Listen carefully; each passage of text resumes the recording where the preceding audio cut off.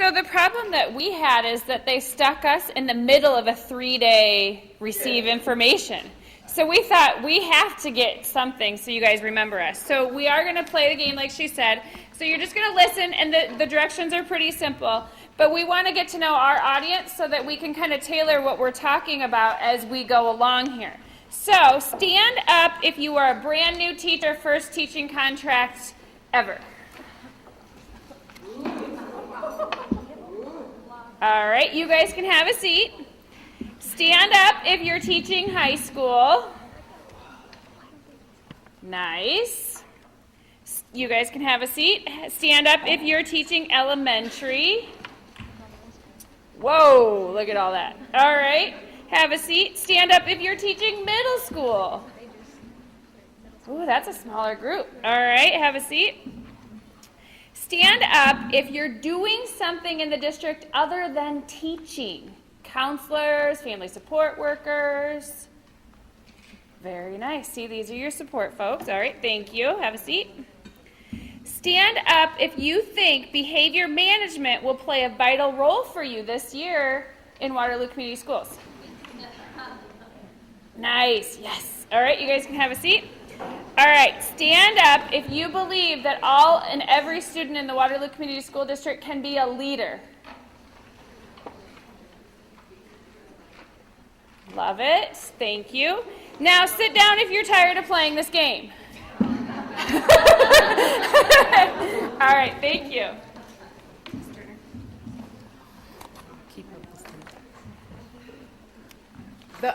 Our goal in this district is to ensure that every classroom is allowed to be safe, orderly, and you're allowed to teach. My expectation for all students coming into our district is that 1, they can learn, 2, that they can be leaders, 3, and that you can educate them. I don't care what level, if it's elementary, middle, or high school. We are going to be talking about several initiatives that we have in our district, but the important 3 that we want you to talk about and hear from us today is PBIS, Leader in Me, and the multi-tiered system of supports. If the behavior, if their expectations, if the classroom is not orderly, you can't teach. It's just that simple.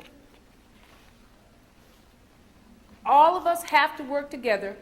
The support systems have to be in place to allow the jobs to be done. It's no magic, however, I must tell you. I can give you 10 different systems to use, but we all must understand one thing throughout this process. Unless you build a relationship with the student, just as you have to build relationships with adults to be successful, it doesn't happen. And that's the focus of what we're going to talk about this afternoon. So the first framework we're going to talk a little bit about is the PBIS framework, which all of our buildings in the district are PBIS buildings. And PBIS is really a framework. It's not a curriculum. It's not a script. It's a framework to reinforce positive behavior. And there's different ways to doing that. But on the flip side of it, it's also a framework that gives you interventions for when behaviors come up. It creates stronger culture and climate amongst staff and students. So this is a feeling of we're in this together. And then it also creates that discipline system we talked about a little bit. And then the other system that we're talking about right now is Leader in Me. And Leader in Me is a new initiative relatively. It's really supported by our business community and those out surrounding our school buildings, and how important it is that we view students as leaders. And we take their soft skills and we build that in school districts. Because what businesses tell us is that when kids leave the school system, they can teach them anything that they need to teach them in order for them to be successful in their job. What they can't teach them is the soft skills, those 21st century skills. How to work in a group, how to problem solve, how to be good communicators, those things that we're striving for. So that's where the Leader in Me comes into. And the thing about Leader in Me and PBIS is they really come together, and here's what they work on together. Both systems work on culture and climate, student relationships, responsibility. Not just responsible for getting my homework in, but I'm responsible for being nice to the other person sitting next to me. So there's that ownership piece of it.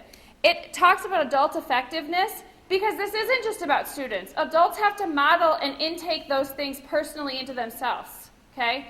If you're not taking that in personally and becoming a better steward yourself, then how is that setting the good standard for our students? And then we talk about the whole child, the academic and the social emotional. We don't divide those pieces out. When we're educating our students, we're not just all about math, but we're all about the whole child. That's why we call it a multi-tiered system of support.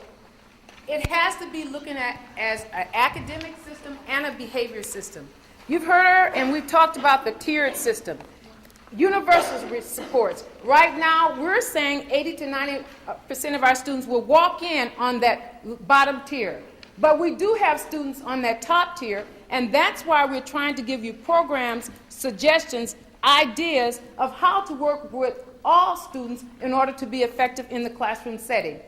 Once again, academics is our top priority and goal, but in order to achieve where you need to go, we make sure that we have to have some systems of support available for you to use. Now, many of you may have heard of others. Many of you may know of others, but at this point, we're calling it the multi-tier system. Once you walk in your buildings, you should also get directions from your building administrator on what's going on there. We'll show you toward the end of this presentation of what level your building is within our PBIS system, or if you're a leader in these schools. So just to point out what an example of a universal is George Sugai, who's one of the founders of PBIS, he always uses this example. But he was observing in a classroom and he noticed the teacher was greeting all of the students. A great universal, right? You just say hello to your students, you start their day off on the right foot. And he noticed the teacher strategically skipped over 2 of the students. And he's like, made a note, talked to the teacher later about it. The teacher said, oh, well, I didn't greet them because they're a Tier 2 student and she's a Tier 3 student. Is it a good practice for all students to greet them and start their day off on the right foot? Yes. It's a universal support. So it didn't matter that the student was a Tier 2 or a Tier 3, they still deserve that universal point. Starting point, right? So I wanted to share that story with you guys because sometimes when people see how these tiers are, they put the kid in the tier and they lock them there. That's not the point of the MTSS. That's not the point at all. The universals are good for everybody. We build supports as the child determines that we need more and more supports.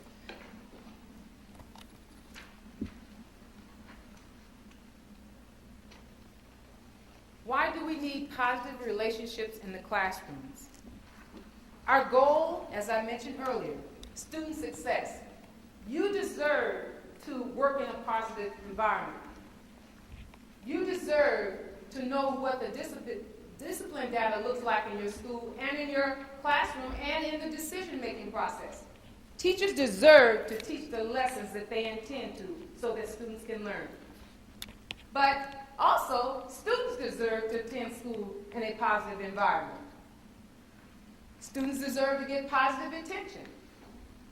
Students deserve to gain 21st century skills that allow them to be successful in the world. And all students deserve to learn. It's a system of supports that we each have to put in place.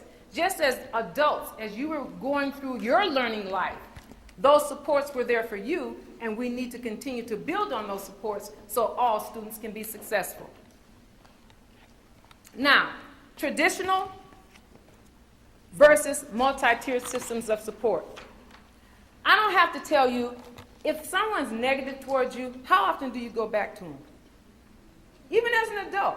If you walk into a setting and you see an adult with a frown on their face, or you see an adult that maybe, just don't even acknowledge you, how often are you going to approach that adult?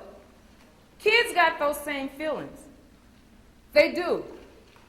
Students can adjust to various systems, but it's up to adults to get those systems in place which allow those students to learn. And that's why we hired you, because we believe that you can do that. We want the school communities to work together as a team. We want all adults to model the behaviors that you expect your students to bring forth in the classrooms. It's a learning, multi-tiered support system with goal settings, with beliefs in the students. I don't want to go to the negative side. You've heard about loss of privileges. You've heard about detentions and suspensions. That's not where we want to go. We want to stay on that multi-tiered system.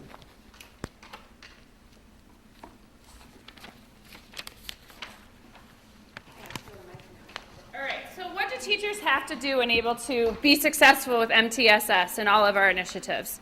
Well, it's really easy. You have to learn about them. This is not the place for you to learn about PBIS and everything that it encompasses, or Leader in Me and everything that it encompasses, or everything about MTSS. This is the place where you're just learning that these words, these vowels and consonants exist together. I like to call it talk soup. Have you heard a bunch of acronyms today?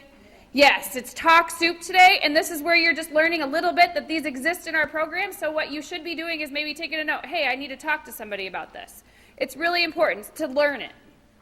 The next one is just simply have that recognition that students and you have the ability to be leaders.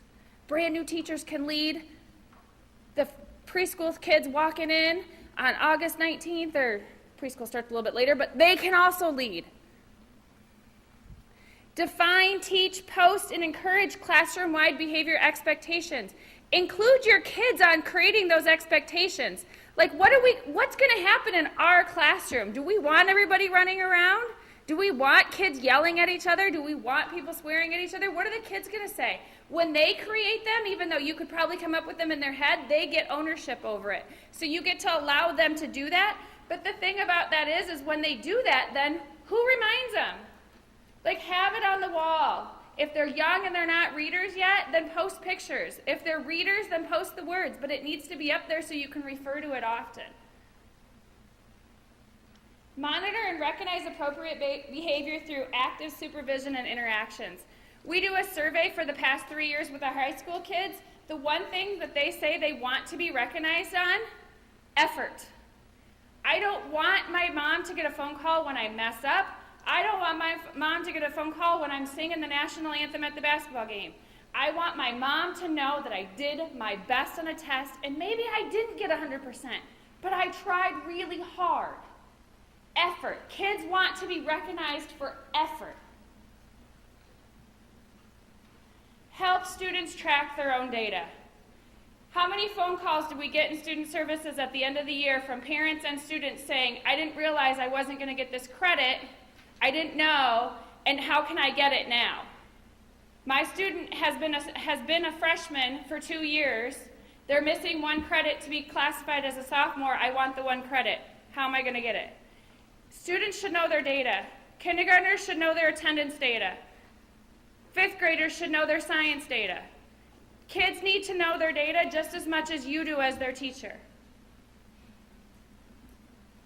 Infuse these initiatives that we're talking about, the multi-tiered systems of supports, in everything you do, from the greeting of the students in the morning to the saying, have a great night at the end of the day. Always, always, always deposit students every day. Give them a deposit. Develop those positive, nurturing relationships with every student in your classroom. You never know when you're the only one that has that relationship with them. You don't know. We don't walk a mile in their shoes every day. Develop a relationship with every single one of them. Isn't it great when somebody walks in and knows your name? I walked into Central and I was looking around and I was like, oh, this looks like a big crowd. And I saw a familiar face. And then I saw another familiar face. And it made it so much easier to get up here and talk to you all today because I saw those familiar faces. It's really important that our kids feel that way too. We're not saying all the time it's going to be easy to make that deposit, but as adults, that's what we're expected to do. That's what we are expected to do. The deposit is important. All right, so did you know that discipline without a relationship leads to rebellion? Have you ever been that kid in the classroom? Right? Some of you are inspired to be teachers by teachers that weren't the best role models, maybe? Okay, I was. And I had wonderful teachers too. So what I want you guys to answer, and I'm going to give you a little bit of time because we do have a little bit. How do you start a relationship with every student in your classroom? We'll give you 1 minute to talk about it at your table, and then we're just going to take a few from the field. I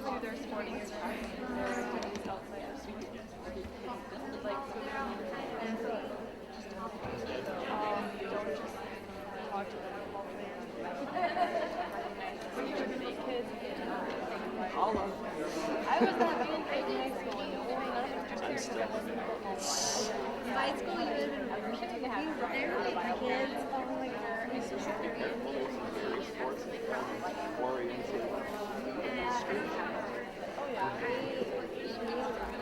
Okay, so as I was just walking around kind of this little area, I heard a couple. So I'm just going to call a couple people out, and tell me your name in the blue shirt. Matt. Matt had a look at his shirt. He's like, oh, God. You should have seen his face. Matt, how do good teachers develop relationships? Asking questions about your students, getting to know them, genuinely caring about what they do outside of school. Right? So I had a teacher the other day from the high school level, and he told me he knows the name of the dog of every student in his classroom, and I was like, really? That was amazing. Britt, I'm totally going to pick on you. Okay. I said when I teach, I always I keep sticky notes on my desk, and by the end of the week, I want every kid to have gotten a sticky note with me of one thing I'm proud that they did. Like, I liked your comment about this book, or I like how you always write a little bit more than you need to, or whatever it is. And I taught high school before, I'm middle school now, and I think it's even more important for middle school to build that confidence. So by the end of the year, I would see students in their planners or in their folders where they'd kept like all the sticky notes that they'd gotten eventually, and it's just good that a lot of my students who were like D or C students, they at least knew they were doing something right, and that I appreciated them, so they tried hard. Thank you. Thank you, both of you, for sharing. Mindy, I'm going to skip that. No, give me the mic. I want to do some more sharing. Back table, tell me what you talked about. Okay. That way they learn proper way to shake hands and greet each other. Maybe also get feelings how they are. You can have them write your food for them. Okay. So what she's talking about, really, she's talking about teaching them what the expectations are. Somebody else, give me another one. Let them get to know you as a person, so you can, relate with them. Okay. What she's talking about is building that relationship. They want to know who we are. This table. Tell me what you discussed. My big thing was I always have some sort of get to know you activities are really good. And going off of what she said, I have also a full belief that students need to know that you're human also. Okay. Someone else. What about this table? What you talk about? We actually talked about getting to know information, actually like the phone, state their names and writing like Okay. What about right here? yeah, getting through letters, writing letters. Okay. Building classroom relationships. That's what you're talking about. All the examples that you gave is what the next section is, and I'm not going to read it to you because I know you can do that too. But that's what's important, is building those relationships. But I want to point out one thing that you must do. In order to build, you have to be willing to teach. You have to teach the expectations for what the child and what your expectations are in the classroom. If you don't teach me, I'm going to do what I want to do. Can you imagine? Can you imagine a whole classroom of I'm going to do what I want to do? It doesn't work. In adult world, it doesn't work, and it doesn't work in student world. So you have to be ready to teach the expectations before you expect the students to recognize what you want. It's simple, and it helps you build a relationship. What's the best way to communicate those expectations to the parents? I'm saying it'd be really cool if the parents could come to sixth grade, like that day where they come a little early on Monday and they can go through so that way they can hear all the expectations firsthand. I know they'll work, so we can't do that, but what do you think is the best way to get that message there? I'm expecting the building that where were you Bunger, I'll be at Bunger. at Bunger? Yeah, Oh. we have a good building. Yeah, she has the Prime building. They rent national PBIS recognized building. They've been all over the place, United States, so you are in a good building. That building should have a system in order to make sure that information gets out to parents. It could either be on parent, what do you call that? I'm actually connected. Connected. There's all kind of things that they do at Bunger. So it could be through a flyer. It could be through an invite that you're into the building that you come to. I know you've met Stephanie Moorhorn. I can imagine she's not here now, but Stephanie was at Lincoln. She did what she called Parent University Nights. There were so many people the first time I went out there to work the event for her. It's just getting the parents in to get the information you have to send out. So every building has it in a different way. The other thing I would say is that if you call a parent with a positive before you ever have to call them with a negative, you get that one-on-one chance. One of the things I did when I was in the classroom is I charged myself with making a connection, positive for every student before I had to get to the negative. So you hit the ground running that first week, 2 weeks, because the honeymoon gets over quickly. So get those positives out quickly, and usually the positives are tied to your behavioral expectations. Like at Bunger, they have smart behavior, so you can say your student exhibited smart behavior by. So yeah, lots of good things. Our next, what would you say to a student to improve a behavior? We had some veteran teachers in here. I saw some that were not first-year teachers. Tell me about it. When you wanted a student in your classroom to change their behavior, what did you do to use that as a teaching moment? Anyone want to volunteer? I would say the worst thing you can do is embarrass them. Oh, say it again. The worst thing you can do is hurt the pride of a student, and especially secondary level, but any level, if they feel embarrassed, And if you embarrass me, what am I going to do? rebel, not trust you for a long time. Shut down, not trust me, build a defense. And some of them, I'm going to be honest with you, they take you on and want to make you the student and then the adult. It happens. I often laugh. There was a little girl. I was at Lincoln, and my size hasn't changed. And she's a tiny little twite. And, she was doing different things. She looked up at me and she said, "Who do you think you're talking to?" She caught me off guard. She really did. And I smiled. And then she said, "Oh, you're smiling. Well, who are you?" And just because I smiled, it broke her down. But she was like, she said, "Who do you think you're talking to?" But she was cute. I will never forget that day. No, I really, she was. What else? What else can you do? Second-year veteran teachers. Yes, ma'am. Speak on the positive. So if you have a student that's misbehaving all day, find that one moment where they're doing something right, and just a little nod, a little calling out. Nice job. So why don't you help us here or something like that? But just kind of keep building on that. Where are you going? What building? Cunningham. All right. Anyone else? Yes, ma'am. I avoid you. Like if I'm in a conversation, I always put it back like on me. This is how I feel, so I do a lot of those I messages, so that way they don't automatically go on the fence when I say you need to change your behavior, or I say how can I help you do something? Is there something going on that I can help you with? So Good. I try to make it where it doesn't be like we all know that it's theirs, but I don't want them to be on the defense right away. Good example. Yes, ma'am. With the positive behavior, you can also say, hey, look at so-and-so and have other students model that person. Okay. So it makes them feel like a leader and makes them feel really proud of that.